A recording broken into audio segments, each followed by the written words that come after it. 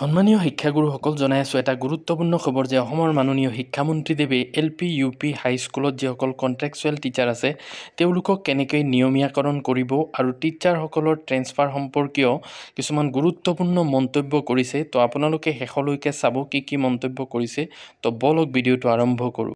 শিক্ষাভিত্তিক শিক্ষক আছিলে সমগ্ৰ শিক্ষাৰ অধীনত যাক আমি SSA কণ্ট্ৰেকচুৱেল আৰু ষ্টেট পুল কণ্ট্ৰেকচুৱেল বুলি কওঁ, তেওঁলোকৰ চাকৰি নিয়মীয়াকৰণৰ কাৰণে অসম চৰকাৰে এটা প্ৰচেষ্টা আৰম্ভ কৰিছিল।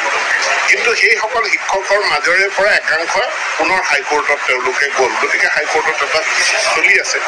এনে পৰিস্থিতিত আমি তেওঁলোকৰ চাকৰিসমূহ নিয়মীয়াকৰণৰ প্ৰক্ৰিয়াটো আইনী জটিলতাৰ কাৰণে পিছুৱাই নাৰাখি আমি এটা স্পেচিয়েল ৰিক্ৰুটমেণ্ট ড্ৰাইভ কৰিব বিচাৰিছোঁ LP, UP, য'ত অনলি কণ্ট্ৰেকচুৱেল টিচাৰ, কৰ্মৰত কণ্ট্ৰেকচুৱেল টিচাৰসকলেহে আবেদন কৰিব পাৰিব, বেলেগে আবেদন কৰিব নোৱাৰে।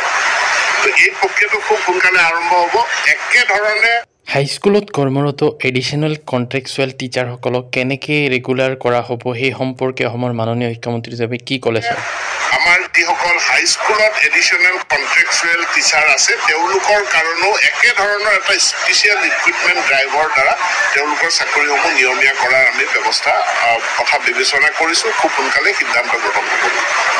টিচাৰ অসমৰ মাননীয় শিক্ষামন্ত্ৰীদেৱে শিক্ষকসকলৰ ট্ৰেন্সফাৰ সম্পৰ্কত কি গুৰুত্বপূৰ্ণ মন্তব্য আগবঢ়াইছে আপোনালোকে চাওক এই ভিডিঅ'। ট্ৰেন্সফাৰ পৰ্টেলৰ জৰিয়তে শিক্ষকৰ বদলীকৰণ প্ৰক্ৰিয়া খুব সুন্দৰভাৱে চলি আছে। আইনে যিখিনি চৰ্ত বান্ধি দিছে সেই তাৰ ভিতৰত আৰু এতিয়ালৈকে আমি 29,000 শিক্ষকৰ বদলীকৰণ কৰিবৰ কাৰণে সক্ষম হৈছোঁ।